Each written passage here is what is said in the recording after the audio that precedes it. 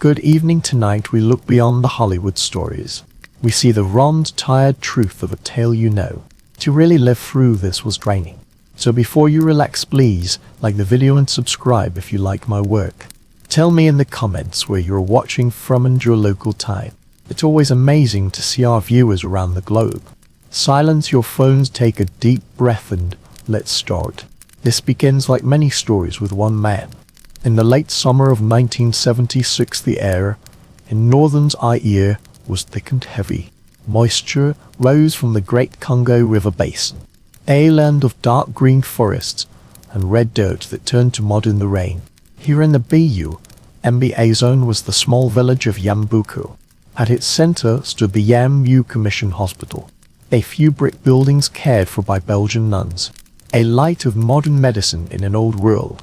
It helped pregnant women, treated malaria, and delivered babies.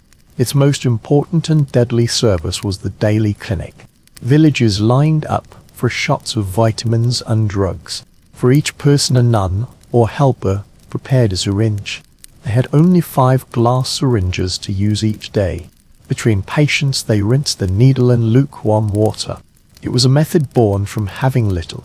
It was also a perfect way to spread tragedy. On August 26, a man named Ebolavirusorigins came back from a trip north. He bought smoked antelope and monkey meat along the way. He seemed perfectly fine. A week later, on September 1, he went to the hospital thinking he had malaria. He had a bad headache and a high fever. The nuns gave him an injection for malaria, but the fever did not go down. Instead, new frightening symptoms appeared. He could not stop vomiting and had terrible diarrhea, soon mixed with bright red blood. His gums bled, his eyes turned deep red as tiny vessels burst. His body seemed to be falling apart from the inside. Nurses saw his personality change from calm to confused and upset. Ebolavirusorigins died on September 8, 14 days after his fever began. His family followed their customs and washed his body by hand for a traditional burial. They did not know that in this final act of love, they were touching a killer. Within a week, those who cared for Ebola got sick. A nun named Sister Fermine, who was by his bed, a patient in the next bed. Then, the women who prepared his body for burial. One by one, they came to the hospital with the same fever, the same headache, the same unstoppable slide into bleeding shock. The sickness moved with cold, simple logic. From Ebola to his family. From the hospital to other patients who got shots from the same dirty needles. From those patients to their families. The small clinic, a place for healing, became an engine for spreading disease. A central pump pushing the sickness into nearby villages. The local people gave it a name. They called it the Yambuku sickness.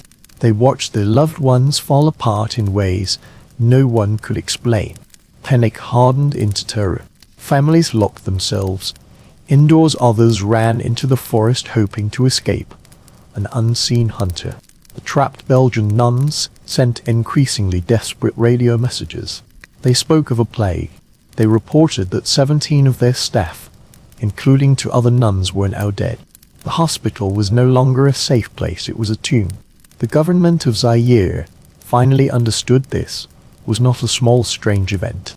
They closed off the whole MBA zone, putting over 500 villages under quarantine. No one could enter, no one could enter, no one could leave. The army was sent to guard the barrier.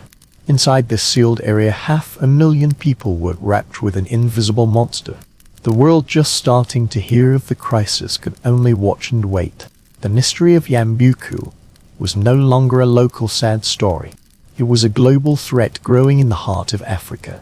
The urgent calls from Zaire reached the World Health Organization in Geneva. They also reached the Institute of Tropical Medicine in Antwerp, Belgium. A young Belgian scientist named Peter Piot was among the first to see the cause of this terror. A blood sample from a dying nun packed in a blue thermos flask traveled from Kinshasa to his lab. Under a powerful electron microscope, Piot and his team saw something never seen before. It was not a bacteria. It was not a common virus, like flu or yellow fever. It was something completely strange.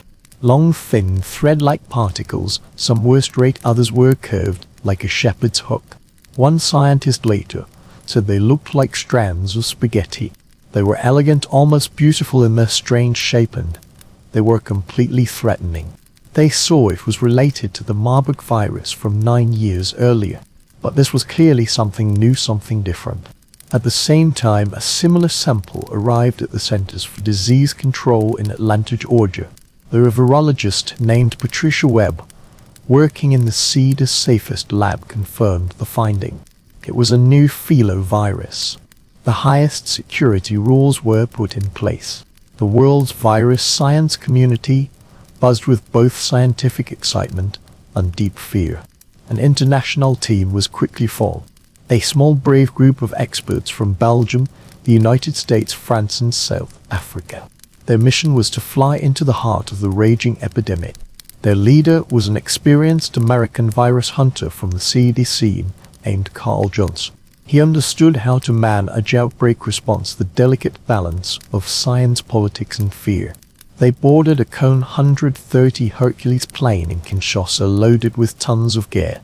Plastic isolators, protective suits, generators, microscopes and sterile supplies. It was a mobile labbit task force heading to a war zone where the enemy was microscopic. They landed on a dirt airstrip in BUNBA, met by a wall of heat and the clear tension of the quarantine. They entered a world frozen by fear. The roads were empty, the villages were silent. They set up their base at the now empty Yambu Mission Hospital. The place was strangely clean. The last nuns had scrubbed everything before they fell ill or were evacuated. But ghosts were everywhere. The team walked through wards where hundreds had died just weeks before. Their job had 3 parts: to find the cause of the disease, to learn how it spread, and most importantly, to stop the chain of transmission. The field work was hard and dangerous. They wore heavy protective gear, like personal saunas in the heat. They went from village to village. They were medical detectives tracing the virus path from person to person. They took blood from the sick and those recovering, carefully writing down every contact. They quickly confirmed what the local death pattern showed. The mission hospital had been the main amplifier. Reusing a few dirty needles started the firestorm. But the secondary spread person to person through close contact with blood and body fluids, especially during traditional burials, kept the fire burning. They mapped the outbreak, creating family trees of infection that clearly showed how one sick person led to dozens of deaths. They worked against time with limited supplies in a high-stakes place where a single tear in a glove could mean death. Their presence itself caused suspicion. Rumors spread among locals that the foreign doctors were spreading the disease or stealing blood. They had to deal not just with a deadly virus, but with deep cultural beliefs and great distrust. As the team began to control the outbreak through careful contact tracing and safe burial practices, a quiet, important talk happened. The virus needed a name. Standard practice was to name a new virus after where it was first found. Yambuku virus was the obvious choice, but the scientists led by Carl Johnson felt very uneasy about this. They had seen the terror and pain in the village. They saw the shame starting to stick to survivors and their families. To name the virus after Yambuku would mark the village forever with this plague. It would be a permanent stain, a map scar haunting its people for generations. They wanted to avoid this. Looking at a map, they searched for a near-by natural feature, something neutral, something of the land, not the people. Their eyes fell on a small dark line winding through the landscape, not far from the mission. It was a river, a branch of the larger Congo in the local language. Its name was Lake Ebola. On their map it was marked with its French name Ebola, the Ebola River. It seemed right. A river flows, it carries things away. It has power, both life-giving and destructive. It was anonymous but meaningful, so in a small act of map empathy, they made their choice. The cause of the Yambuku mystery, the terrifying thread-like particle that crippled a region, would be known to the world as the Ebolavirus, a name chosen not to point to a source of shame, but to cover it with mercy. But the story was far from over. It was actually happening twice. While the international team faced the horror in Zaire, another separate drama unfolded almost unseen. about 500 miles north across the border in southern Sudan. The two outbreaks were not connected, unaware of each other, like two identical fires started by different lightning strikes. This parallel terror began in late June 1976, the 4 months before Ebola felt his first fever. The setting was not a mission hospital, but a place of industrial large cotton factory in the town of Enzara. Enzara was a company town, a center of trade and work, very different from the small farm life of Yambuku. The first known case was a man history knows only as YG. He was a storekeeper in the factory who worked in a back room full of bed. He got sick on June 27 with fever, headache and chest pain. He died on July 6. The diagnosis was malaria. His death was followed by his co-worker PG, then another. An illness began to move through the factory workers. Unlike in Zaire, where dirty needles gave the virus a fast highway transmission, in Sudan seemed slower, more personal. It passed between workers who shared close space, drank from the same cups, touched each other during long hot days in the dusty factory. The disease in Sudan also looked different. While just as deadly, the severe bleeding symptoms seen in Zaire were less common. Instead, Sudan patients suffered more from joint pain and swelling in the mouth and throat. A small but important difference. From the factory, the virus traveled with the sick. One infected worker went to the nearby town of Mered I for medical care. He was admitted to Mered I General Hospital, a bigger place, but just as unprepared as the small mission in Yambuku. Hospital staff working without gloves, masks, or any idea of barrier nursing began to fall ill. Mered I Hospital became the second center of the Sudan outbreak. The virus burned through the wards and staff with terrifying speed.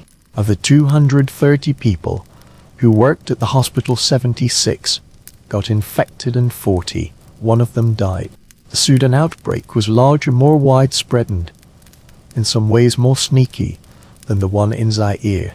It infected 284 people and killed 150, a death rate of 53%. This was lower than the nearly 90% death rate in Zaire. Another clue: scientists were dealing with something slightly different. By the time a small WHO team arrived in Sudan in October, the outbreak was already fading, having burned through the most vulnerable people. The doctors who investigated found a scene of chaos and exhaustion. They pieced the story together, tracing infection chains back from Mered I Hospital to the Enzara cotton factory and finally to that first group around storekeeper YG. Only when blood samples from Sudan and Zaire were compared did the full chilling picture appear. The viruses were related, clearly part of the same filovirus family. They looked the same under the electron microscope, but genetically they were distinct. They were cousins, not twins. The virus from Zaire was one strain, the virus from Sudan was another. They had appeared independently around the same time into different countries from two different animal sources to prey on to different human population. This discovery was deep. It meant 1976 was not a single freak event. It was not a one-time biological accident. It was a discovery. The world had not just met Ebola, it had met the Ebola viruses. The outbreaks in Zaire and Sudan set a terrible example. They showed this new enemy was not a lone killer, but a family of killers hiding quietly in nature, ready to spill into humans anytime, anywhere, where the line between wild and settled worlds was crossed. The twin nightmares of 1976, born in a quiet mission hospital and a noisy cotton factory, were the world's brutal introduction to a threat that would fade but never truly leave. A river of blood that would flow off and on without mercy for decades to come. After the firestorm of 1976, a strange quiet fell. For 17 years, the world outside a few special virus labs largely forgot the name Ebola. The virus, after its terrifying world debut, seemed to vanish, retreating from headlines into the deep, quiet places of the earth. But it did not disappear completely. It left echoes, faint, sporadic whispers in the dark, reminders it was not gone, just sleeping. In 1977, a single case appeared in the Tand, a La region of Zaire. A woman who got sick after a vitamin shot at a local mission. It was a faint, direct echo of the Ebola outbreak, a single dying ember from that great fire quickly put out. Then silence again for 9 years. In 1979 the virus returned to its other birthplace, southern Sudan. It was the same strain sued an Ebolavirus, and it bloomed again in the town of Enzara, the same community that suffered so badly just 3 years before. The pattern was horribly familiar. A worker at the local cotton factory got sick, and the infection soon reached the hospital, the great amplifier of disease. But this time something was different. The world, or at least the small part fighting these fires, was a little wiser. The lessons of 1976 had been learned, though not perfectly. The international response was faster. The ideas of isolation and barrier nursing, simple as they were used with more urgency. The outbreak was smaller, 34 cases, 22 deaths, a tragedy for those families, but a footnote in disease history. The virus had tested the world's memory and found it just strong enough to prevent another first disaster. And then once again, it vanished for a decade. The jungle kept its secrets, the virus stayed hidden. Scientists in their sterile high-security labs could only guess. They argued about its origins, its hiding place, this mysterious natural home. They knew it had to be somewhere, ticking away silently, in some unknown creature, waiting for the right moment, the right chance meeting to spill into a human and start the cycle anew. They searched, but the forest is huge and the list of possible hosts is nearly endless. They tested insects, rodents, primates. They found nothing. The trail went cold, leaving only a lingering dread among those who knew what the virus could do. It was a monster that left no footprints. And then in 1989 the monster knocked on a very different door. Not a mud hut in Central Africa, but a sterile concrete quarantine facility in Reston, Virginia, a quiet suburb near Washington, D.C. The facility, run by a company called Hazelton Research Products, held primates, mostly Cynomolus macaques, imported from the Philippines for medical research. In early October, a shipment of 100 monkeys arrived. Within a month, they began to die. They died with a speed and violence that scared the facility's vets. Their spleens were enlarged, their intestines filled with blood. The first guess was simian hemorrhagic fever, a known dangerous germ, but one limited to monkeys. The facility sent samples to the United States Army Medical Research Institute of Infectious Diseases at Fort Detrick, Maryland. This was the military's front-line defense against biological threats. They're in a biosafety level 3 lab. A civilian technician named Elgard looked at the tissue samples under a microscope. He found a virus, but it did not look quite right for a sure identification. He sent the samples to the electron microscopy lab run by virologist Tom Geisbert. Geisbert prepared the samples, put them under the powerful microscope. Beeman saw something that chilled his blood. There on his screen were the long filamentous shepherd's crook shapes he had only seen in textbooks and reference photos. It was a filovirus. It looked exactly like Ebola. The discovery sent a shock wave through USAM, RIID. The safety rules were immediately tightened.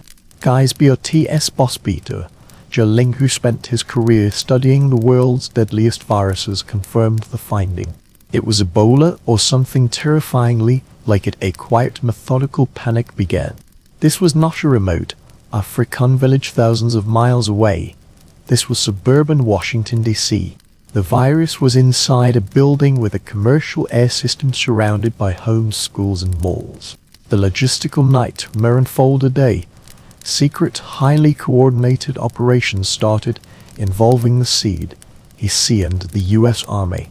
The goal was simple and brutal: to put down every one of the nearly 500 monkeys in the facility, to clean the building from top to bottom, and to do it all without telling the public and causing mass panic. Army teams in full-body biocontainment suits, the now iconic image of a modern plague, moved into the Reston monkey house. For days they worked in the heat and smell, systematically putting the animals down, bagging the bodies, and sterilizing every surface with chemicals. It was a grim, silent, efficient job. Meanwhile, a different fear gripped the scientists, for the animal handlers at the Reston facility had been exposed. They were tested and the results were puzzling. They had developed antibodies to the virus. Their immune systems had seen it, recognized it, and fought it off. But none of them got sick, not even a fever or a headache. This was a deep scientific puzzle. The virus, which they named Drastany Ebolavirus, was clearly a new strain. It was devastating to monkeys, killing them as efficiently as its African cousins. But for some reason, it was almost harmless to humans. The monster had reached America, had broken through the walls, and then, inexplicably, just shrugged and walked away. It was a biological false alarm dress rehearsal for a catastrophe that never came. The event was a sharp reminder of how easily a deadly germ could travel the globe today, hitching a ride in an airplane cargo hold. It also added a new layer to the central mystery now. There was not just one Ebola, but several, each with its own personality, its own level of deadliness. The silent years were over, but the questions only grew deeper. The virus had shown it could be anywhere, and that its family was larger and more complex than anyone thought. Where was it hiding, and when would the truly deadly branch of the family make itself felt again? The world did not wait long for the answer. After the strange quiet event in Reston, the virus went quiet again for a few more years. A small outbreak in Ivory Coast in 1990, for another in Gabon. They were contained. They felt like aftershocks, but they were preludes. The main event, the disaster that would burn the image of Ebola into global memory, began in spring 1995. Not in a remote village this time, but in a sprawling, chaotic, lively city of 500,000 people, Kikwit, in what was then Zaire. The story began, as it often does, with one person in a deep forest place. In January that year, a 42-year-old charcoal naked Manga worked in the forested hills outside Kikwit. He got sick with fever, bloody diarrhea, and a headache. His family took him to Kikwit General Hospital, a large, underfunded, overwhelmed place. The doctors, lacking resources for good tests, treated him for what they thought was dysentery or typhoid fever, common illnesses in the region. Gaspard Mengad and his family took him home for a traditional burial ceremony involving washing and touching the body, an act of love and respect that for a filovirus is a golden invitation. Soon after, the nurses who cared for him, the family who mourned him, and patients who shared his ward began to fall ill with the same terrifying symptom. The disease spread through the hospital like a wind-driven fire. The hospital meant to heal became the outbreaks, and to the great amplifier. Health workers with no gloves, no clean water, no basic protective gear became the main victims. They were used needles out of need, drawing blood from one patient and accidentally injecting a death sentence into the next. They cleaned the sick and dying with bare hands, completely unaware the virus swarmed in every drop of sweat, blood and vomit. An Italian nun working as a nurse was among the first to die, then another and another. Soon the medical staff was destroyed. Fear emptied the hospital wards more effectively than any quarantine order. By April, the situation was spinning out of control. Local authorities were overwhelmed. The Zairean government, crippled by corruption and instability, was slow to act. A local doctor, trying to do a C-section on an infected pregnant woman, was sprayed with blood and died days later. The disease was now spreading into the city itself, carried by grieving relatives and fleeing patients. It was the nightmare scenario, a highly deadly, highly contagious virus loose in a dense urban population. It was at this point the outside world finally noticed. The World Health Organization, alerted by a team from Doctors Without Borders, declared a major international emergency. What followed was one of the largest, most dramatic deployments of medical and scientific people in modern history. Teams from the CDC in Atlanta, the Pasteur Institute in France, public health agencies from Belgium and South Africa, and of course, NSF, all descended on Kikwit. It was a race against time. They arrived to find a city gripped by terror rumors. Flu, some said. It was sorcery, others a biological weapon. Bodies were abandoned in the streets. Kikwit General Hospital was a ghost town. Its remaining staff, either dead sick or too afraid to work. The international teams knew they had to do two things at once: stop the chain of transmission and win the community's trust. The first part was a matter of brutal, painstaking logistics. The second was a far more delicate dance of culture, communication, and empathy. The core strategy was something called barrier nursing, a simple idea with a very hard execution. It meant creating an unbreakable barrier between the health worker and the virus. Teams led by veterans like the CDC's B.A. Rowland and the WHO's David Heyman set up a new isolation ward in a closed-off hospital section. Anyone entering this zone had to put on what looked like a space suit. Impermeable gowns, double or triple gloves, rubber boots, masks, and protective goggles. The heat inside these suits, in the equatorial climate of Zaire, was suffocating. Goggles fogged instantly, sweat poured off, drenching them within minutes.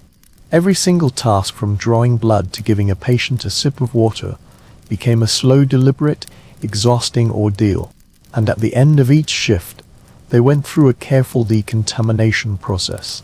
Sprayed head to toe with a chlorine solution, a chemical baptism to wash away the invisible enemy. The second part of the strategy was contact tracing. This was pure detective work. Teams of local and international disease trackers spread out across the city's sprawling neighborhoods. For every confirmed case, they had to rebuild the last days and weeks of that person's life. Who did they live with? Who did they work with? Who went to the funeral?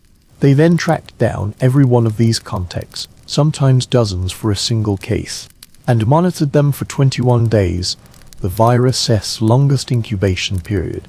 It was a huge task of social mapping, charting the invisible paths of infection through a terrified city. They went door to door explaining, reassuring, taking temperatures, fighting fear and superstition with patience and science. At the same time, another team tackled the most dangerous and culturally sensitive part of the outbreak: burials.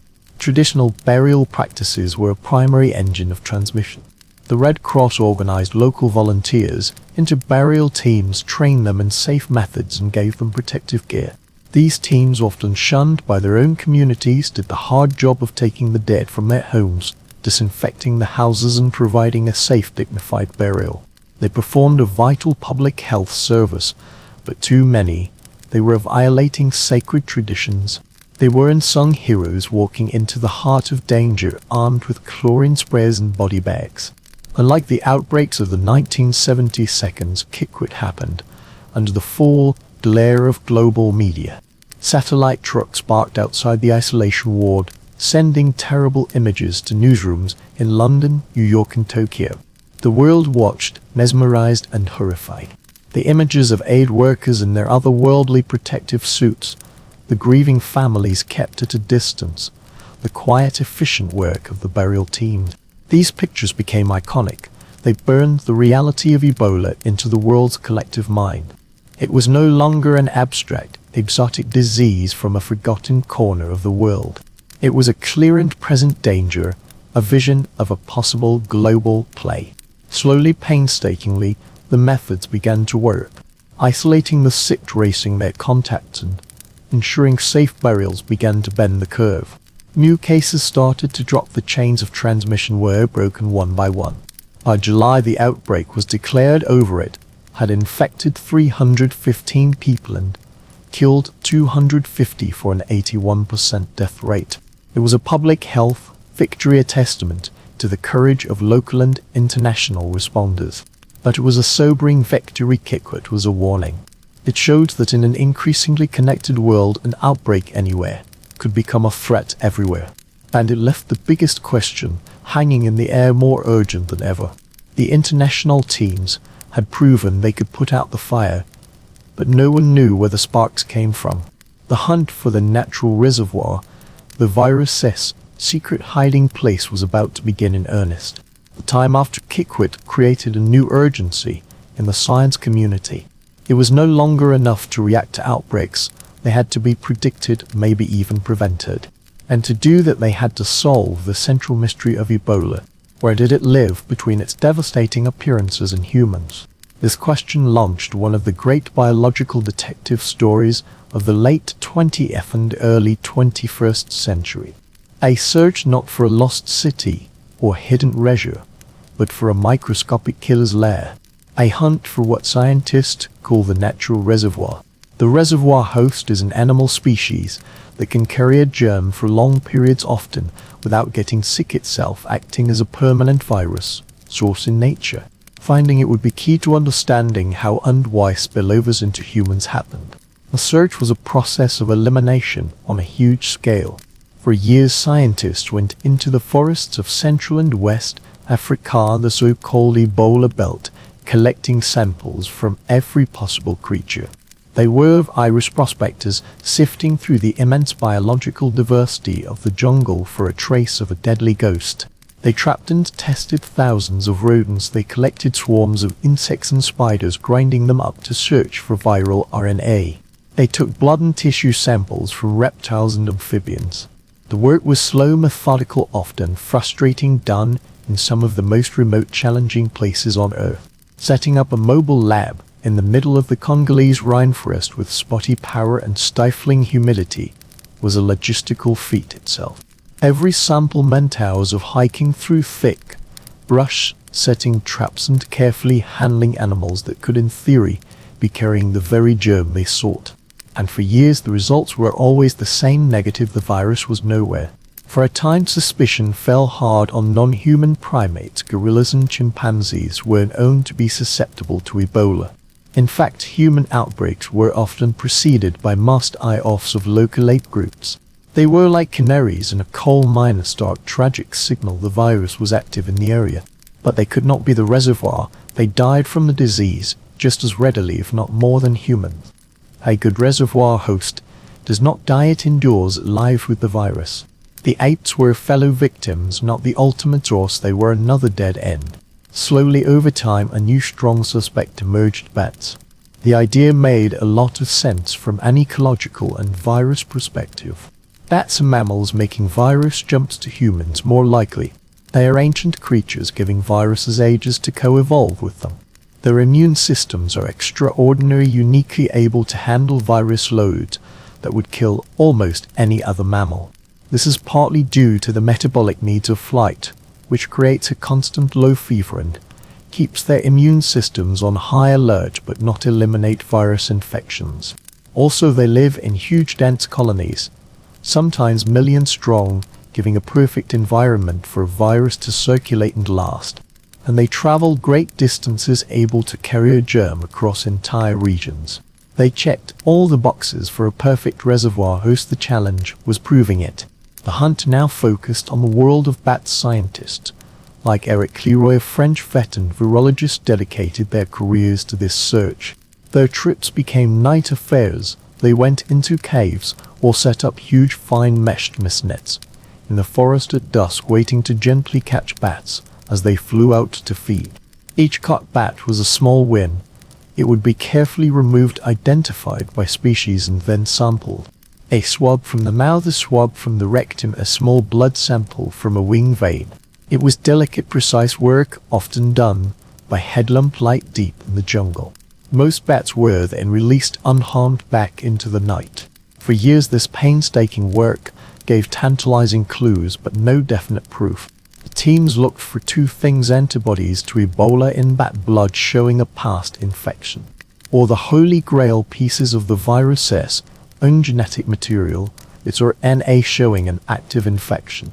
In the early 2000s, Leroy Estime and others began to find what they sought. During outbreak investigations in Gabon and the Republic of the Congo, they caught thousands of bats from hundreds of species. And in the blood of three specific fruit bat types, the hammer-headed bat franks, Ebolavirusorigins bat and the little collared fruit, but they found antibodies against Ebola. A few bats even tested positive for pieces of viral RNA. This was a watershed moment. It was not the smoking gun they dreamed of. They had not isolated a live infectious Ebola virus straight from a wild, but that final proof remains incredibly hard to get even today.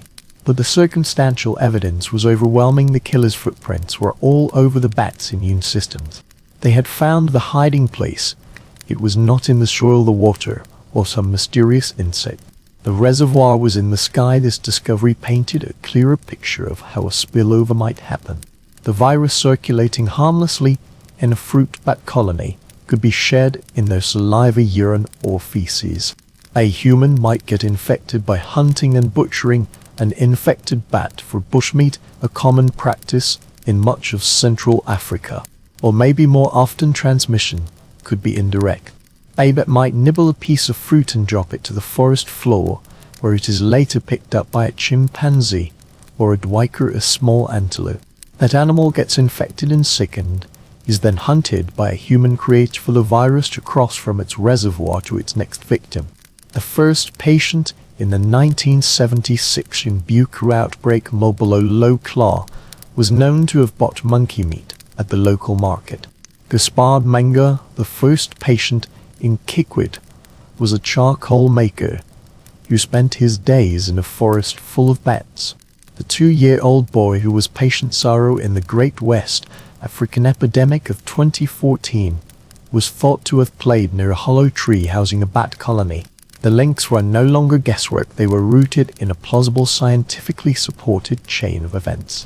The hunt for the reservoir was a triumph of persistence, a slow grinding victory, one not in a hospital ward but in the forest's deepest parts by scientists with net swabs and unshakable will to solve the puzzle.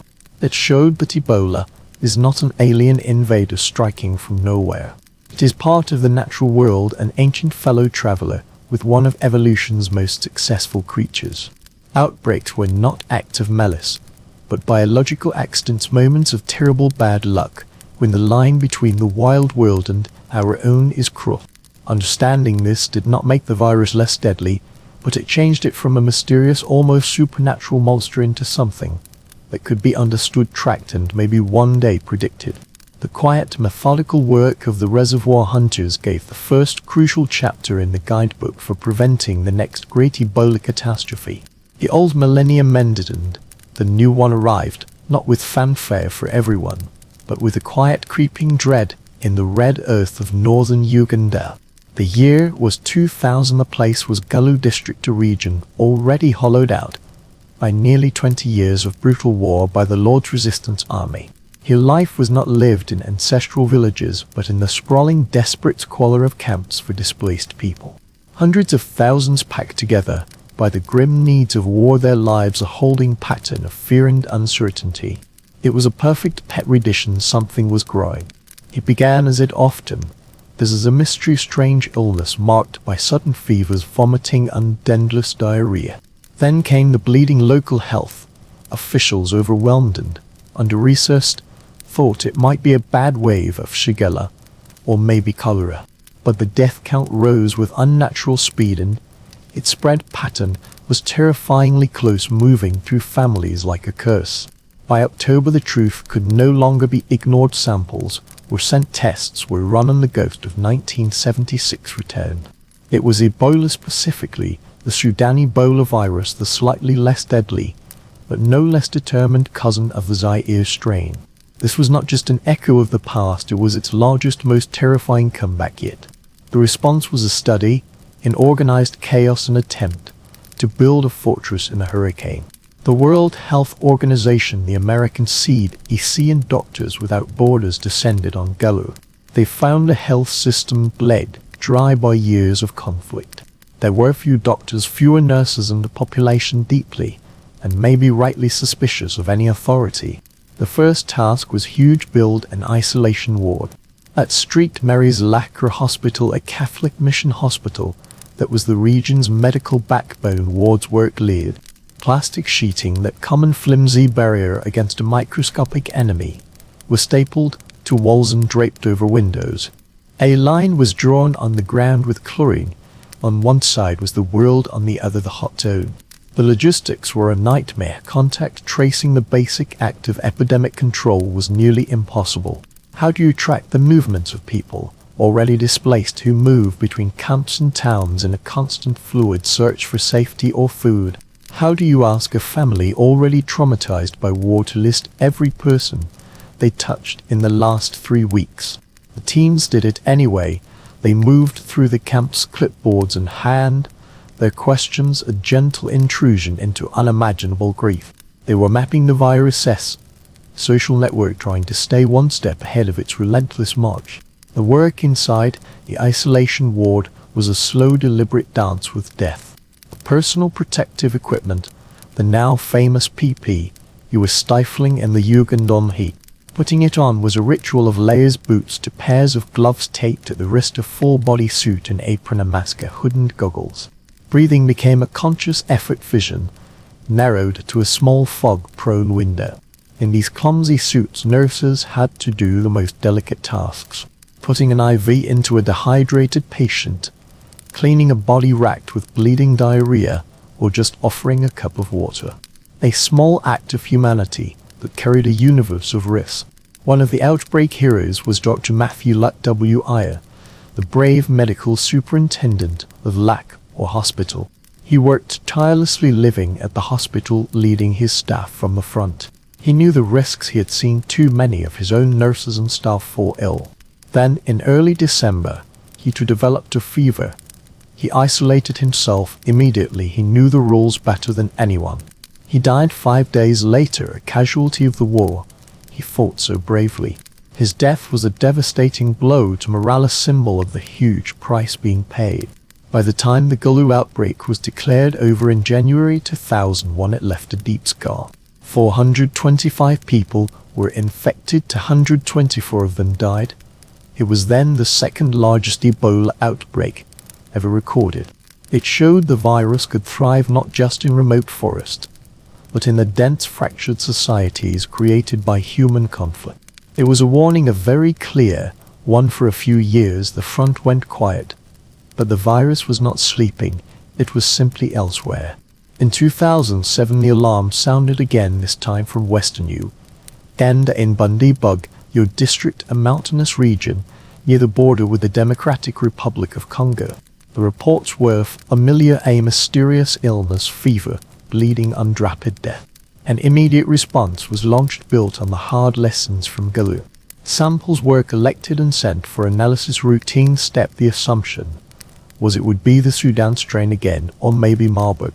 The results that came back were confusing. Tests for every known Ebola strain and for Marburg were negative. Yet the patients were clearly dying of a viral bleeding fever. The international teams on the ground were fighting a phantom. They treated patients, set up isolation, conducted burials, all without knowing their enemy's name. In the high-security labs at the CDC in Atlanta, the virologists were puzzled. They ran the tests again, still negative. This was not a mistake, it was a real mystery. So they turned to the slow, methodical work of genetic sequencing, carefully charting the virus's genetic code from patient samples. And then they found it, a sequence clearly related to Ebola but different from any of the 4 known species. Zaire, Sudan, Western, and the rarely seen Thai forest.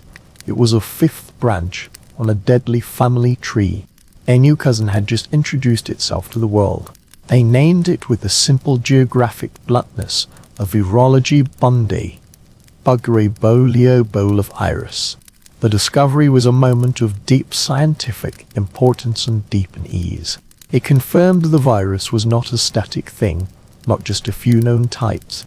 It was an adaptable, evolving family of germs able to create new species, new threats that could appear without warning from the deep reservoirs of the natural world.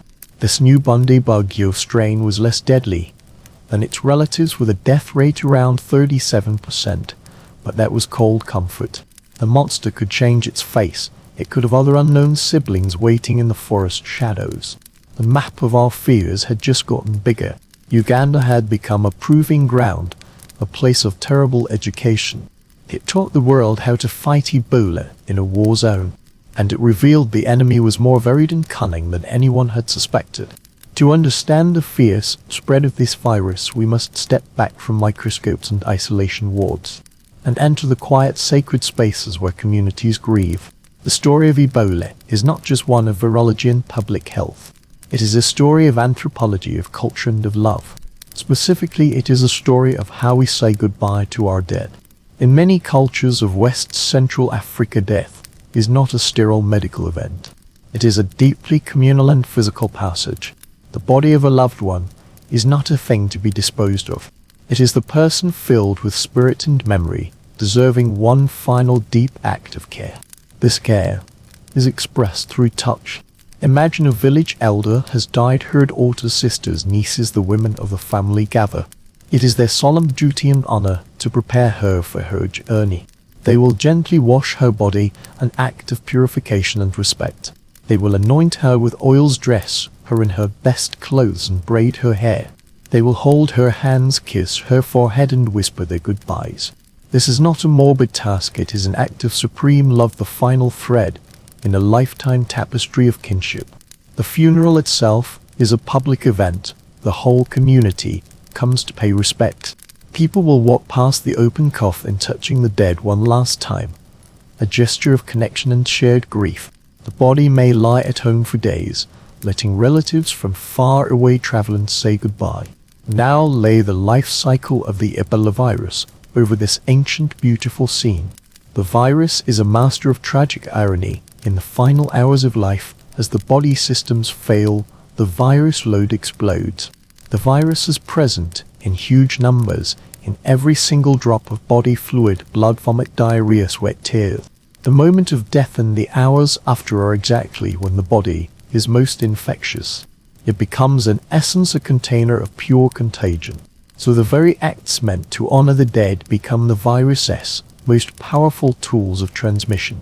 A daughter's loving wash spreads the virus from her mother's skin to her own. A farewell kiss becomes a death sentence. The shared grief of a whole village gathered around one body becomes a super spreader event, a term we now know too well. From that one funeral, dozens of new infection chains can start branching out like the roots of a great poison tree. An aunt carries it back to her village acres and takes it to the city market. Each new infection will end in a week or two in another funeral, another set of rituals, another explosion of the virus into the community. It is a feedback loop powered by love itself. This created an almost impossible challenge for the public health workers who came to fight the outbreaks. Their message broke the most deeply held belief.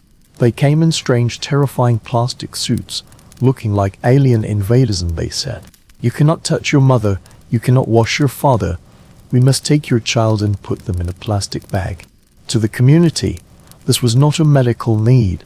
It was an act of deep disrespect, an attack on their culture and humanity.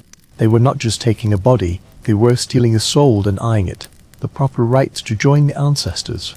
The resistance was immediate and, in its own way, completely understandable. Families hid their sick, fearing they would be taken to an isolation ward to die alone. Their bodies never returned. They held secret burials at night, hastily digging graves in backyards to avoid the authorities. The response teams in turn were seen as body snatchers, ghouls who profited from death. Rumors flew that they were harvesting organs or that they brought the disease themselves.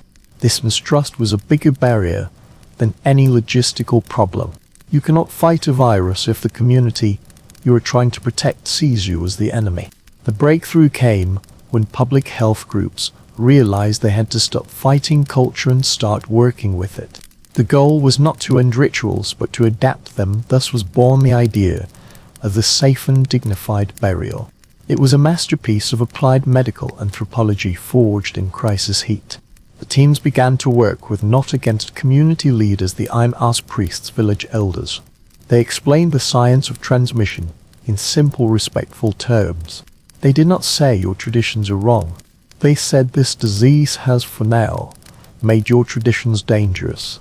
Let us find a new way to honor your dead, a way that keeps the living safe.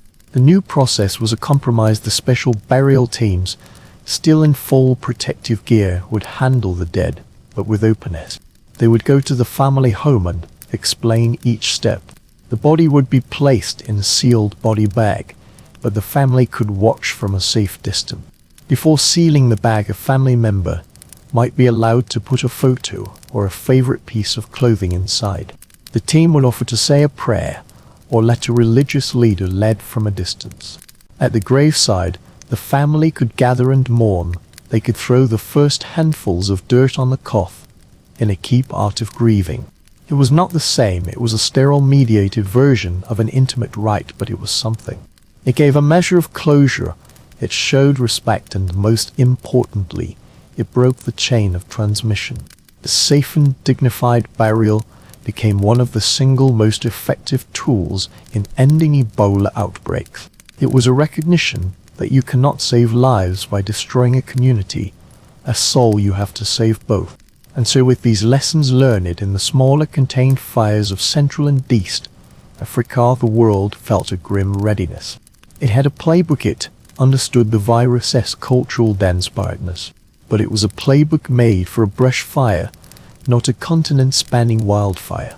And, in the final days of 2013, in a tiny forgotten village, a spark landed in a tinderbox that had been drying for decades. The village is called Meliandiu. It lies deep in the forested hills of southern Guinea in a prefecture called Guetdiu, a place of deep green canopy and red earth, where the borders of Guinea, Sierra Leone and Liberia blur. These are not hard, policed frontiers. They are suggestions on a map easily crossed by people whose families, markets and histories have always straddled these imaginary lines. A place of huge movement, a perfect lampad for an epidemic. Sometime in December 2013, a 2-year-old boy named Emilio got sick. He had a high fever, he was vomiting, and he had blacked like stools. He died on December 6. The main theory, a piece of virus forensics, is that Emil played near a large hollow tree by his home.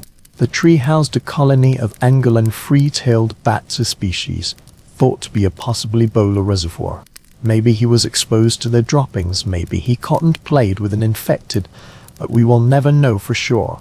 All we know is he was the first patient zero of the coming storm.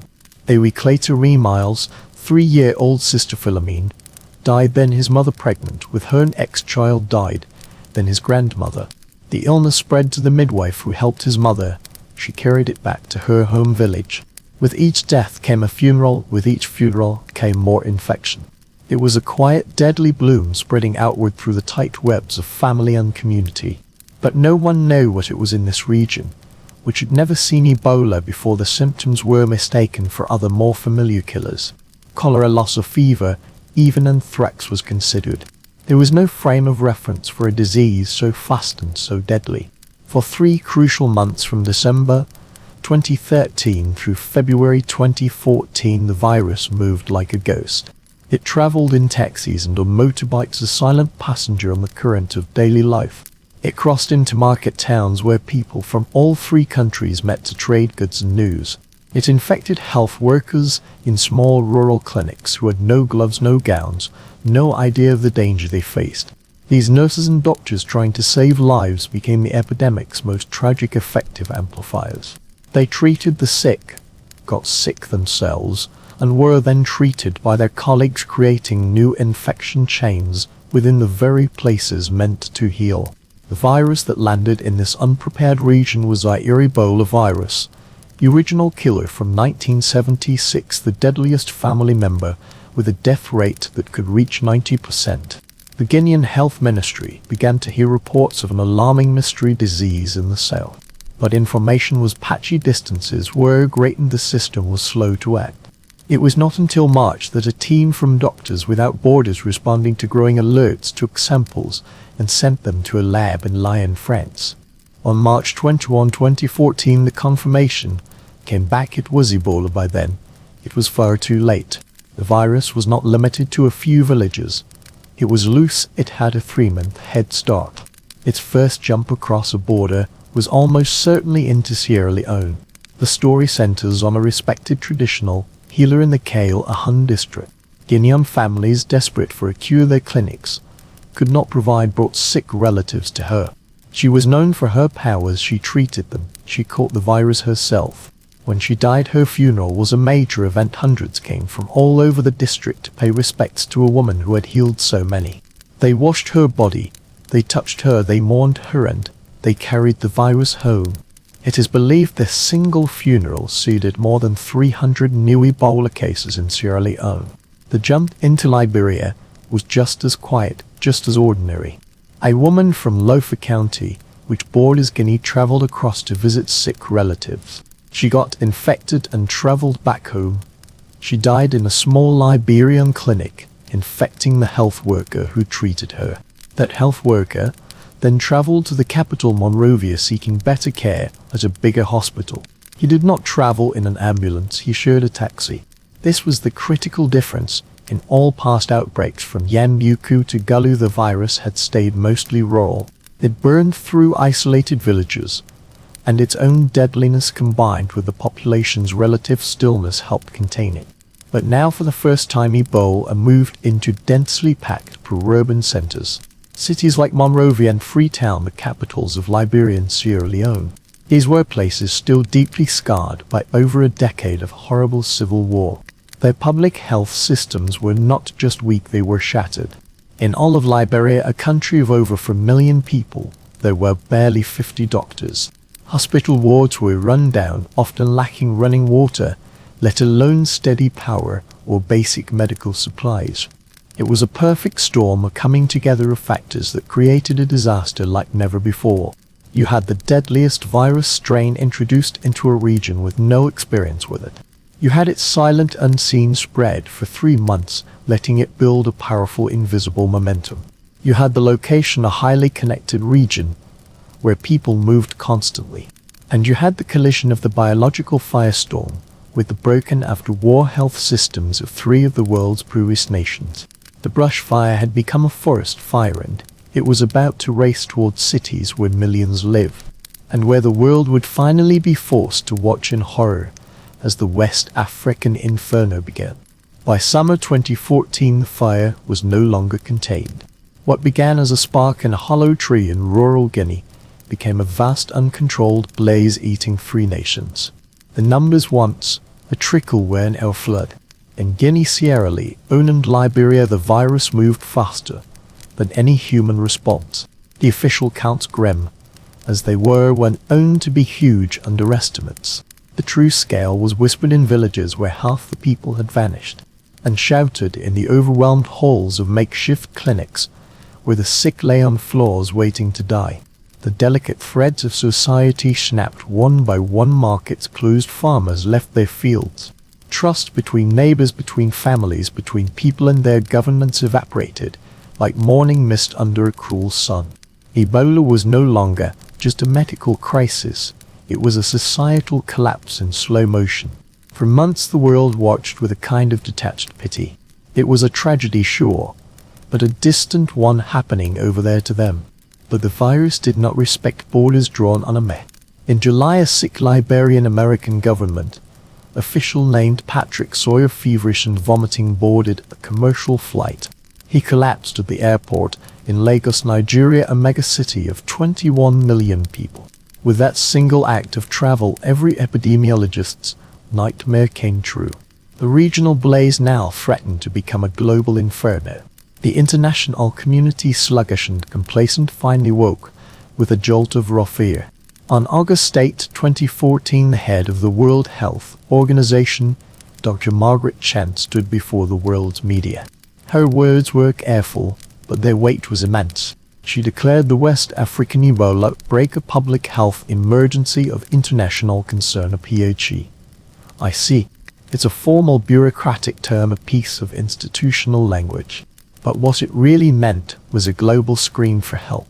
It was the sound of a planetary alarm, an admission that this was no longer a local problem a few brave doctors and NGOs could handle. This was now everyone's problem.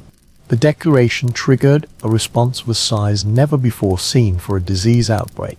It was slow and chaotic, the giant waking from a long sleep, but it was massive. Military forces from the United States, the United Kingdom and other nations were called up, not to fight a human enemy, but to fight a microscopic one. Their mission was not combat, but logistics. They were sent to build hospitals. The U.S. military as Operation United Assistance saw uniformed engineers and logistics experts descend on Liberia, tasked with building dozens of Ebola treatment units, or ETS. These were not shiny modern hospitals, they were sprawling complexes of white tents and plastic sheeting, laid out with ruthless geometric precision to manage the flow of contagion. A hot zone for the confirmed sick, a warm zone for suspected cases, a green zone for the living. The British arrived in Sierra Leone with a similar mission, building unstaffing treatment centers with their own army medics. The irony was heavy. These armies designed for destruction were now on a desperate mission of preservation. Their greatest weapon, a bar of soap and a bucket of chlorine solution. And still the virus outpaced them. The sheer difficulty of working in these countries was staggering. Supply chains fragile at best, worse at it, airlines refused to fly to the affected region, creating near total isolation. Getting a single box of gloves from a European warehouse to a rural Liberian clinic was a Herculean task, involving military airlifts, crumbling roads, and terrified local officials. Money was pledged in the billions, but turning dollars in a Geneva bank account into a working hospital bed in Monrovia was a slow, agonizing process. The true horror of this outbreak, the thing that made it so different from all before, was its setting. Past Ebola outbreaks happened in remote, isolated villages. The virus would flare, burn through a community, and having used up its fuel of connected humans, would die out, retreating to the forest. It was a tragedy in miniature, but in 2014, for the first time, Ebola got a firm hold in major capital cities. Conakry in Guinea, Freetown in Sierra Leone, and most devastatingly Monrovia in Liberia.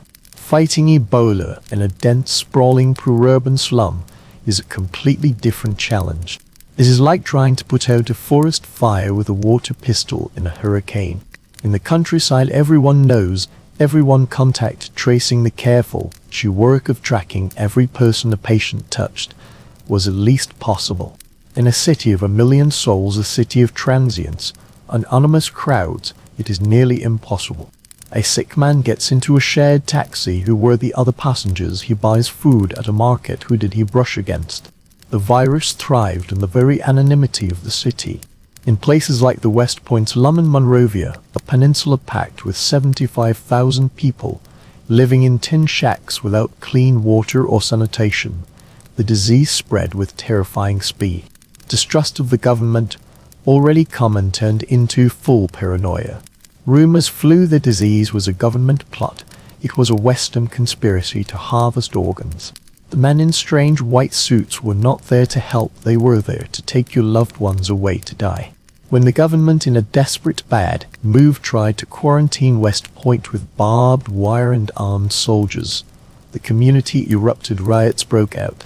8 temporary holding center was overrun, and terrified, possibly infected patients fled back into the community, taking the virus with them. It was a perfect storm of poverty, fear, and contagion. The very public health measures meant to contain the virus were instead spreading it, because the currency of trust had been completely destroyed. And then the fear went global. In late September, a man named Thomas Eric Duncan flew from Liberia through Brussels and Washington, D.C. to Dallas, Texas. He had helped a sick neighbor in Monrovia, but showed no symptoms when he traveled. Days after arriving in Dallas, he fell ill. He went to a hospital. He mentioned his travel from Liberia and was sent home with antibiotics. It was a catastrophic mistake. He returned days later, critically ill, and was finally diagnosed with Ebola. The United States, a nation that had seen the crisis through the detached lens of a TV screen, was suddenly gripped by panic. News channels ran endless loops of workers in hazmat suits cleaning the apartment where he stayed. The quiet suburban street became the center of a national anxiety attack. 2 nurses who cared for Duncan Neen, a famished Amber Vinson, got the virus despite following hospital rules. One had even taken a commercial flight before her diagnosis. The fear became a political firestorm. Governors demanded travel bans. The 24-hour news cycle feasted on the story terror, far beyond the actual statistical risk. Cases appeared in Spain, the UK, Germany. Each was a spark threatening to ignite a wildfire of public hysteria. The world held its breath, wondering if the invisible enemy that brought 3 African nations to their knees was now coming for everyone else. But in the heart of that inferno, in the sprawling ET and quarantined homes of West Africa, a different story unfolded. It was a story not of fear, but of its opposite. Amid the chaos and collapse were people who, instead of running from the fire, chose to run straight into it. In the suffocating humidity of Monrovia, Freetown, and Conakry, heroes were made, not in battle heat, but in the sterile chlorinated confines of the hot zone. These were not soldiers with guns, but nurses with thermometers, doctors with IV lines, and gravidogs with shovels. The first and most numerous were the local health workers, the Liberian nurses, the Sierra Leonean doctors, the Guinean ambulance drivers.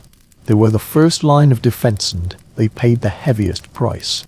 They went to work in hospitals that had become charnel houses, armed with little more than courage and a shrinking supply of thin gloves. They knew the risks better than anyone. They saw their own colleagues sicken. One by one they would share morning tea with a friend, and a week later be treating that same friend in the Ebola ward, and a week after that here their friend was gone. The psychological burden is impossible to grasp. Imagine knowing a single moment of lost focus, an idle pricket, air in a glove, an accidental splash of fluid could be a death sentence. Dr. Sheikh Umar Khan was a national hero in Sierra Leone, the country. Top virologist, a man who had treated over 100 Ebola patients. He understood the virus deeply. He was meticulous, careful, and still it found him. His death and the deaths of hundreds of other local health workers sent a shockwave of grief and terror through the medical community. Yet the next day his surviving colleagues put on their gear and went back to work.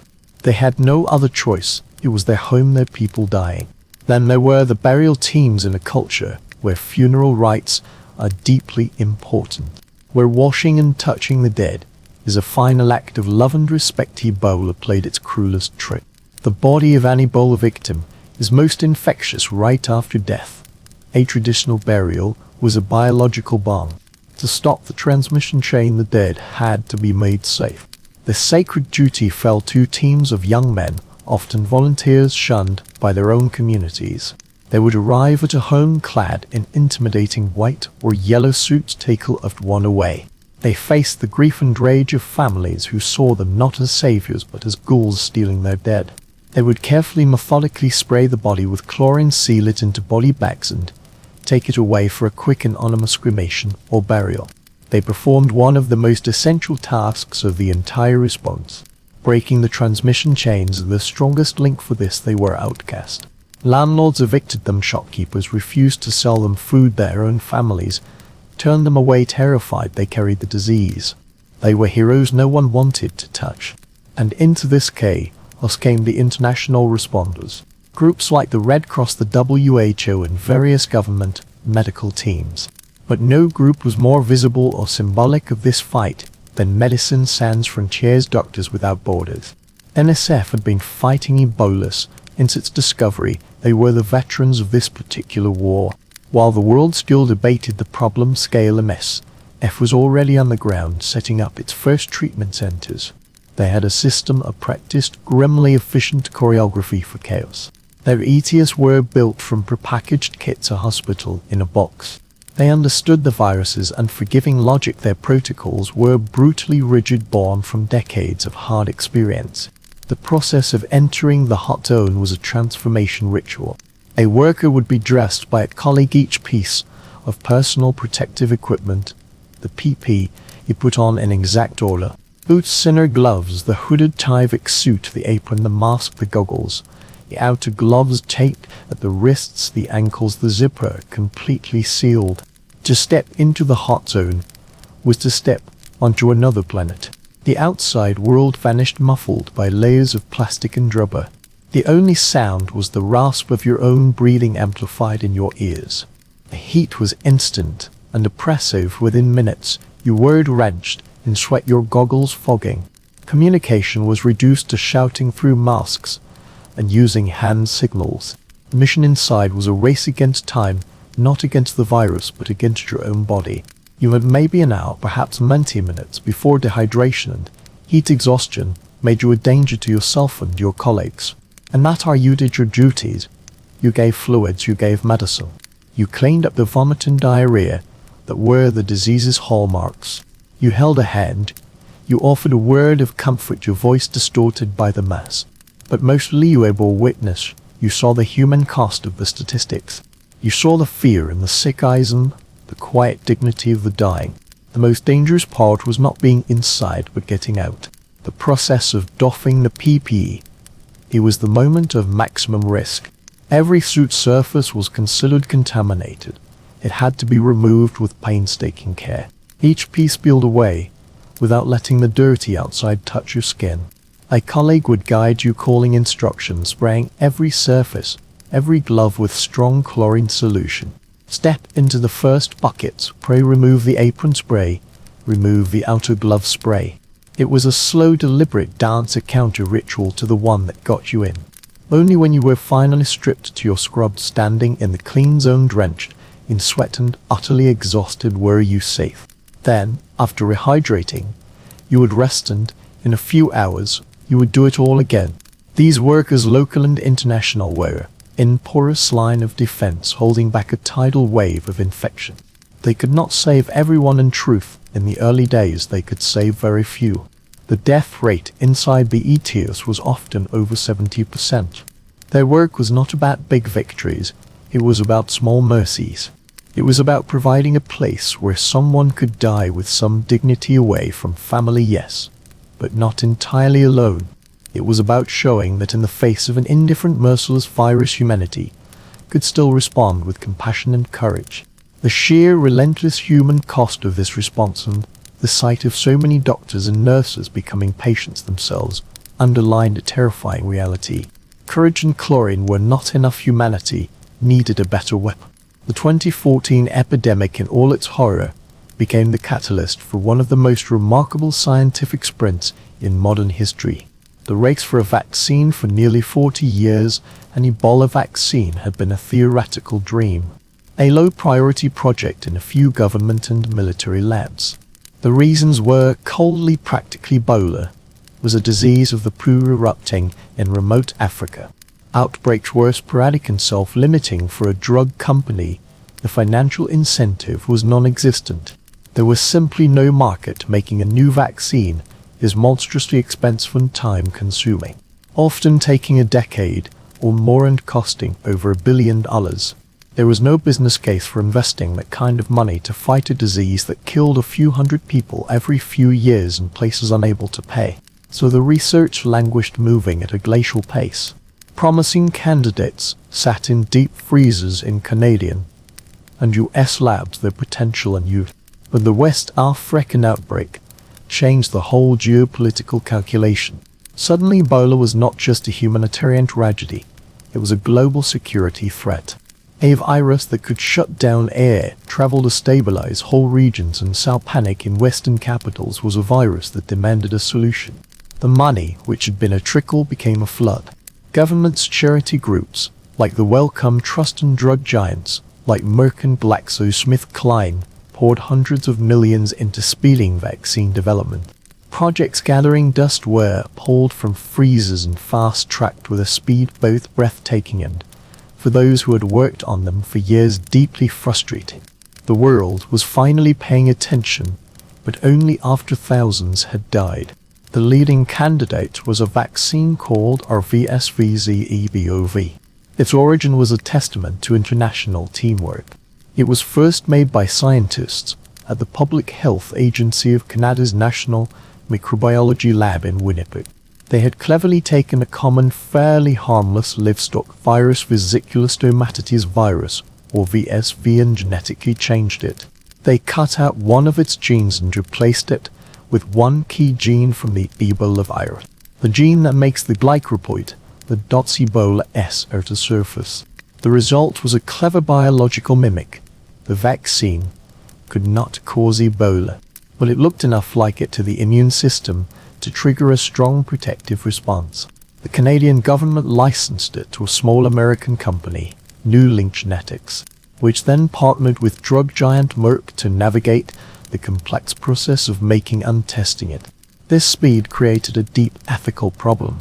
How do you safely and ethically test an experimental vaccine in the middle of a raging, chaotic epidemic?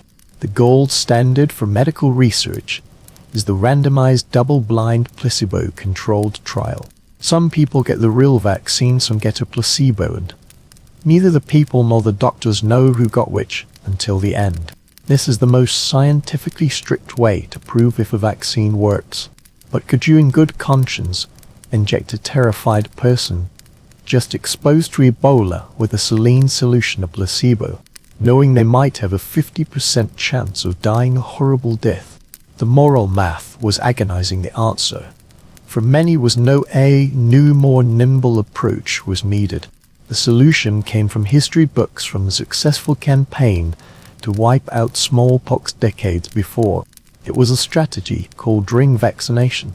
The idea is both simple and elegant.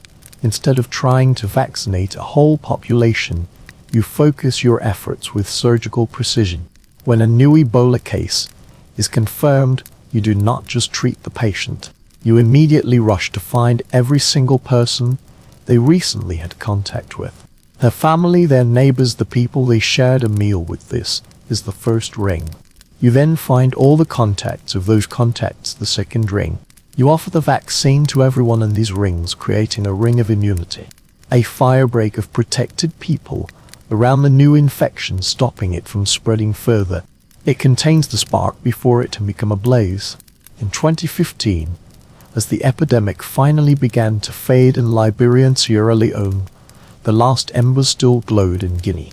It was here in the coastal communities of Basse Guinea that the WHO, with the Guinean Health Ministry, SF and others, launched the pivotal Ebola Kosovo trial. It was a logistical marvel. When a new case was found, a mobile team was sent within hours. They had to navigate bad roads, gain the trust of frightened, suspicious villagers, and meticulously map the infected person's social network. And they had to do it all while carrying a vaccine that needed storage at a mind-numbingly cold 80 degrees Celsius. This needed sophisticated portable freezers and an unbroken cold chain from a lab in Europe to a remote hut in Guinea. The trial itself used a cluster randomized design, a clever ethical compromise. Whole rings or clusters of people were randomly assigned to get the vaccine immediately or after a 21-day delay.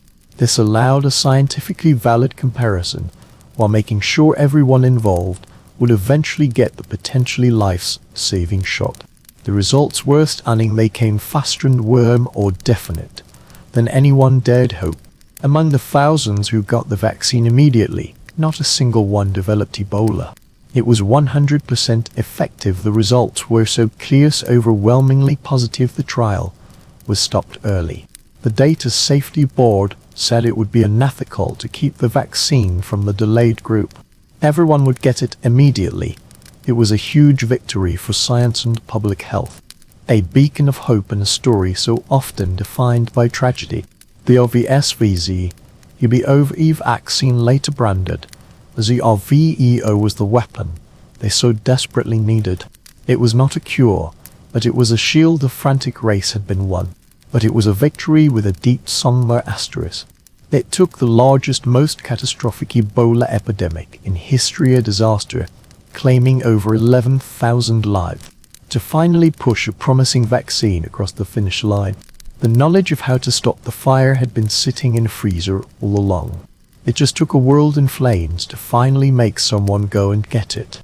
The official end of an epidemic is a strange, abstract thing. A date on a calendar, a declaration from a minister in a crisp suit, a collective sigh of relief from a world that had held its breath. For West Africa in 2016, it was a moment of weary celebration. The white tents could be taken down. The last international allied workers could board flights home, and the new cycle, ever hungry, could move on. But for those who walked through the fire and somehow came out the other side, the declaration meant very little. The virus, you see, is a poor respecter of official timelines. It leaves behind its own epilogue, a story written in survivor bodies and minds, in the haunted silence of clinics stripped of nurses, in the quiet desperation of a market with nothing left to sell. The war was over, but the occupation had just begun. For the tens of thousands who survived, victory was a complicated conditional state. They had stared down a disease with a terrifying death rate and won. A feat of immense biological and personal strength. Yet in the months and years that followed, many found Ebola does not always give a clean release. It leaves a collection of cruel souvenirs, a set of debilitating after effects known as post-Ebola syndrome. It was as if the virus in defeat had seeded the body with phantom pains and lingering shadows. Survivors spoke of searing joint pain, making walking torture, of a deep, bone-tired fatigue no sleep could cure. They described headaches like a vice tightening around the skull and a strange, constant ringing in the ears.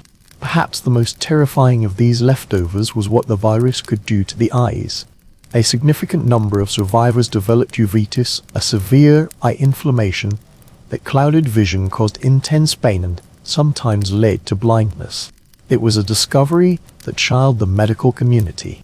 The story of Dr. Ian Crozier, an American doctor who caught the disease in Sierra Leone and was evacuated to Emory University Hospital, became a chilling case study. Months after he was declared virus-free, his left eye began to ache. The pressure inside soared, his vision blurred, and then, most unnerving, the iris, the colored part of his eye, began to change from clear blue to murky green. When eye doctors carefully took a tiny fluid sample from his eye, they found it teeming with active Ebola virus. The germ had found an immunologically privileged site, a place where the body's defenses are naturally weaker and had simply hidden there dormant. A secret prisoner long after the war was supposedly won. This discovery had deep implications. It meant the virus could persist in survivors for months, even years, tucked away in body fluids, in semen and spinal fluid, in the eye's aqueous humor.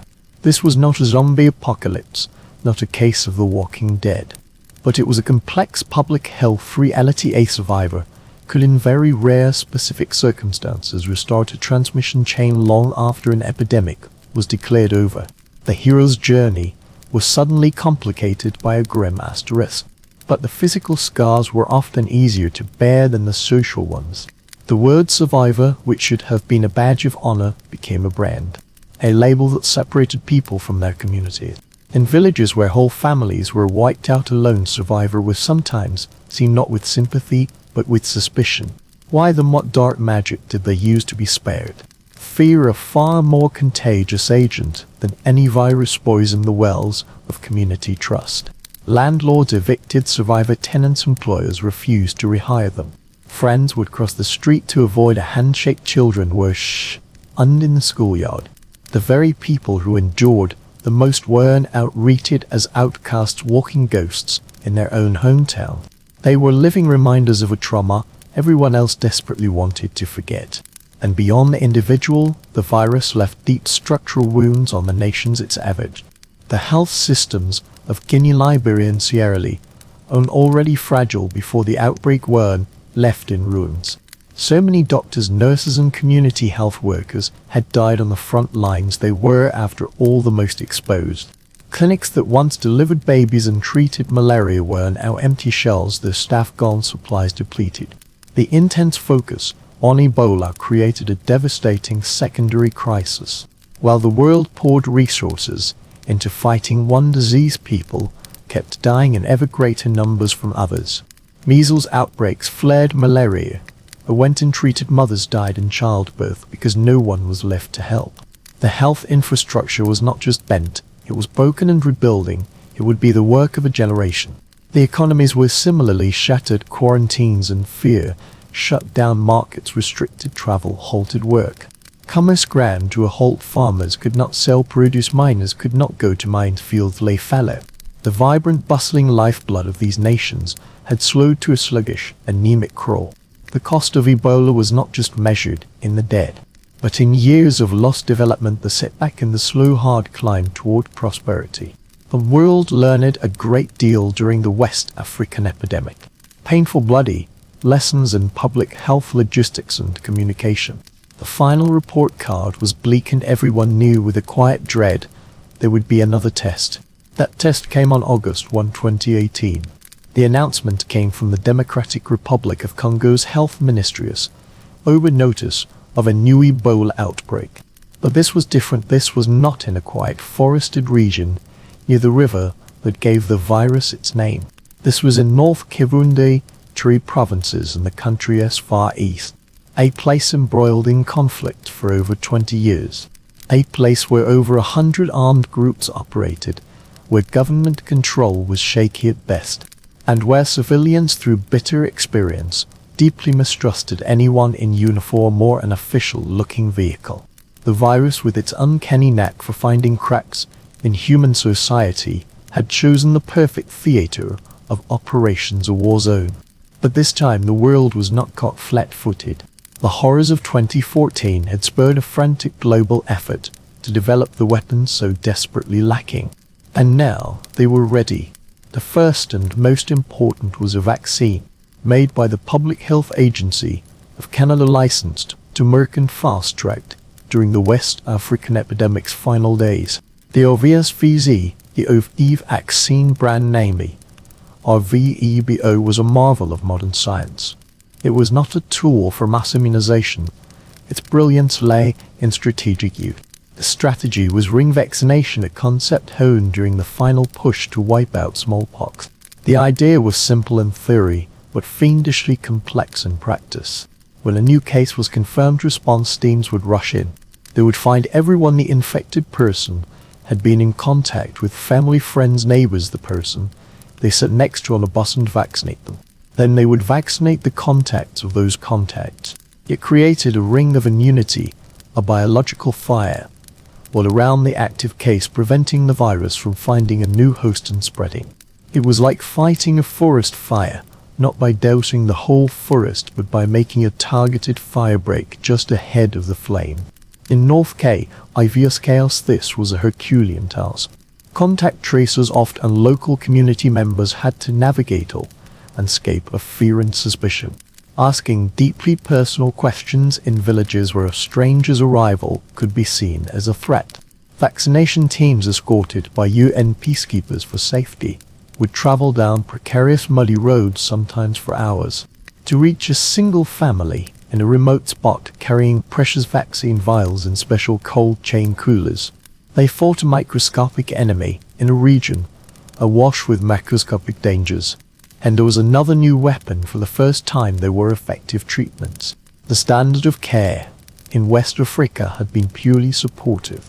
Fluids to fight dehydration, electrolytes to maintain body function, and prayer. It was a battle of attrition, helping the body survive long enough to hopefully fight off the virus itself. Now there were therapeutic drugs designed to directly attack the virus. In a landmark clinical trial done amid the DUC outbreak, an amazing feat of research ethics and logistics, called the PALM trial, short for Pomaya or Together Save Lives. For different drugs were tested. Two of them, both monoclonal antibody cocktails, proved remarkably effective. One made by Regeneron later, called Inlase B, and another from a survivor of the 1995 kick with outbreak called Ebola 114, could dramatically boost a person's survival chance, especially if given early. The results were so clear the trial was stopped ahead of schedule, so all patients could get the life-saving treatments. This was a paradigm shift. Ebola was no longer an unstoppable death sentence. It was becoming a treatable disease. The message to the community could now change. Instead of go to the treatment center to protect your family from infection, it became go to the treatment center because we can save your life. The survival rate for patients who sought early care and got these new drugs climbed over 90%. It was a stunning medical victory. But this victory was won on the most difficult battlefield imaginable. The response was plagued by the very mistrust it sought to overcome. Rumors spread like wildfire that the epidemic was a hoax, a scheme by foreigners to steal organs, or a government plot to disrupt coming elections. This deep-seated suspicion was not rational paranoia. It was the logical result of generations of exploitation, violence, and neglect. The responders in their white Land Cruisers and protective gear looked alien and intimidating. They were linked to an outside world that had brought little but suffering. This mistrust curdled into violence between January 2018 and June 2020. There were over 400 attacks on health facilities and workers in the Ebola response. Treatment centers were burned to the ground, health workers were attacked, kidnapped and killed. In April 2019, Dr. Richard M. Zokokibo, a dedicated epidemiologist from Cameroon working for the WHO, was shot dead during a meeting at Abat Embo Hospital. He was there to save lives and lost his own. The response had to adapt. It became less about a top-down militaristic intervention and more about community engagement. Anthropologists were brought in to help responders understand local customs and burial practices. More and more, the response was staffed and led by Congolese doctors and community leaders who could bridge the trust gap in a way no foreigner ever could. They learned that fighting a virus in a conflict zone is as much about sociology, politics and trust building as it is about virology and medicine. It was a brutal, exhausting 2-year struggle. By the time the outbreak was finally declared over in June 2020, it had become the second largest Ebola epidemic in history, with nearly 3,500 cases and over 2,200 deaths. It had been a showcase for humanity's best scientific tools and a stark reminder of its most stubborn social failures. A new playbook had been written, but it had been written in blood. And so we arrive at the present, a world living in the long shadow of these outbreaks. Ebola has not been defeated, it has only retreated for now back to its quiet, silent reservoirs, biding its time in animal hosts we still have not definitely found. The threat remains, flare-ups keep happening, smaller, more manageable, but no less deadly for those they touch. In 2021, Guinea saw a resurgence traced to a survivor from the Great West African epidemic. A stark real-world show of the virus's ability to persist long-term. In 2022, Uganda faced a different challenge, an outbreak of Sudan Ebola virus. This was a critical test because the brilliant of the SV's Ebolavirusorigins vaccine, the hero of the DRC, works only against the Zaire virus. Against the Sudan strain, it was useless. It was a chilling reminder that Ebola is not a single thing but a family of related killers. And we only have a shield against one of them. The Ugandan outbreak was eventually contained through classic work public health, fast detection, rigorous contact tracing and isolation. It was a victory, but a shaky one. The current strategy for managing this lasting threat is one of constant vigilance. It is a quiet and glamorous war fought, not in emergency treatment centers, but in national labs and remote health posts. The key is surveillance. It means strengthening local health systems, so a rural clinic doctor can spot a strange fever, take a sample safely, and get it tested quickly. It means investing in genomic sequencing, a powerful tool letting scientists read a virus's genetic code. When a new case appears, they can now tell almost instantly if it is a new spillover from an animal or a flare-up from a known transmission chain. This knowledge is power. It shapes the public health response, guiding vaccination and contact tracing decisions with a precision unimaginable just a decade ago. The world has built a better alarm system. Groups like the Africa Centers for Disease Control and Prevention, born from the ashes of the 2014 crisis, now provide a framework for continental cooperation. The WHO's Emergency Fund to release money within 24 hours of an alert, rather than waiting weeks for international donors to write checks. The response machine is faster, smarter, better funded than ever. But an alarm is only useful if someone is listening and ready to act. Complacency remains the greatest enemy. And perhaps this is Ebola's most profound, lasting legacy. The hard-won lessons from Yambuku, from West Africa, from North Kivu, have become the foundational text for modern pandemic preparedness. The brutal, frantic education in fighting a terrifyingly lethal virus has informed on a global scale how we face other threats. When the world faced a novel coronavirus in 2020, the playbook dusted off was in many ways the one written during the uncertainty. The concept of contact tracing, which became a household term during COVID-19, was refined and professionalized in the towns and villages of Liberia and Sierra Leone. The crucial importance of clear, honest public health communication, and the catastrophic results of misinformation and political interference were lessons taught in the starkest terms by Ebola. Most significantly, the race for a COVID-19 vaccine, which broke every record for scientific development, stood on the shoulders of the Ebola vaccine effort. The global collaborations, the new vaccine platform technologies, the streamlined regulatory paths, the creation of groups like CEP, the Coalition for Epidemic Preparedness Innovations, were all direct outgrowths of the world's desperate scramble to arm itself against Ebola. The sense of urgency, the willingness to fund promising research at risk, the understanding that a pathogen anywhere is a threat everywhere. This was the mental framework forged in the Ebola crucible. Ebola, in its terrifying efficiency, taught us how a local outbreak could become a global crisis. It was the dress rehearsal. It was the final exam for which we were woefully unprepared and for which we paid a terrible price. And in doing so, it gave us the tools, the knowledge and the scars to face the next, even greater challenge. The virus remains part of our world, a persistent low hum of dread beneath the noise of modern life. It is a reminder of our system's fragility, of the thin veneer of order separating a healthy community from crisis. And it stands as a permanent, indelible testament to a fact. In the long, quiet struggle between humanity and the microbial world, there is no final victory. There is only vigilance, there is only preparedness, and there is only the hope that when the alarm sounds again, we will remember the lessons learned in the fire.